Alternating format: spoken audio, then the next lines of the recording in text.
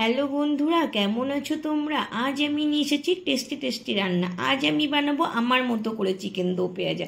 তার জন্য নেব প্রথমে 700 গ্রাম চিকেন। কড়াইতে সর্ষের তেল গরম করে চিকেন দেবো ঢেলে 5-7 মিনিট চিকেনটাকে নেব ভেজে। আবারও কড়াইতে সর্ষের তেল দিয়ে শুকনো লঙ্কা, গোটা গরম মশলা ফোড়ন দিয়ে দেবো 2টি পেঁয়াজ কুচি ছেড়ে। কিছুক্ষণ ধরে পেঁয়াজ নেব লাল লাল করে ভেজে। এবার দেবো 1 চামচ রসুন বাটা ঢেলে। রসুন ভেজে কাঁচা গন্ধ দূর করে 2 চামচ পেঁয়াজ বাটা দেবো মিশিয়ে। কিছুক্ষণ নেব ভেজে, পেঁয়াজ বাটা নাড়িয়ে চাড়িয়ে। তারপরে আদা জিরে বাটা মিশিয়ে নেব কষিয়ে। এবারে প্রবেশ করাবো একটি টমেটো কুচি কুচি করে। কিছুক্ষণ ভেজে টমেটো নেব নরম করে।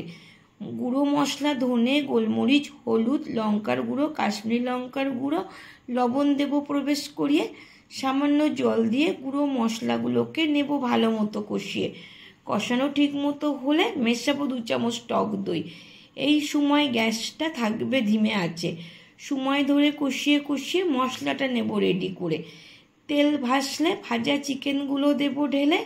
চিকেনের সাথে মশলাটা নেব মাখিয়ে। ধিমে আঁচে ঢাকা দিয়ে দিয়ে চিকেন নেব কষিয়ে। এবারে মেশাবো আমার প্রিয় 2টি গোটা রসুন ধুয়ে। আরও কিছুক্ষণ কষিয়ে তেল নেব ভাসিয়ে।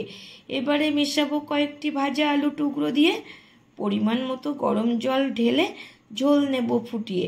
ওপর থেকে ছড়িয়ে দেবো কাঁচা লঙ্কা চিড়ে। আরও কিছুক্ষণ ফুটিয়ে ঝোল নেব গাঢ় করে। এরপর উপর থেকে দেব গরম মশলা গুঁড়ো ছড়িয়ে। সব শেষে গ্যাস অফ করে মেশাবো 1 চামচ ঘি মনে করে। তাহলেই রেডি হয়ে যাবে চিকেন দো পেঁয়াজা। গরম ভাতের সাথে জমে যাবে লাঞ্চ কিংবা ডিনারটা। কেমন লাগলো রান্নাটা জানিও আমাকে কমেন্ট করে।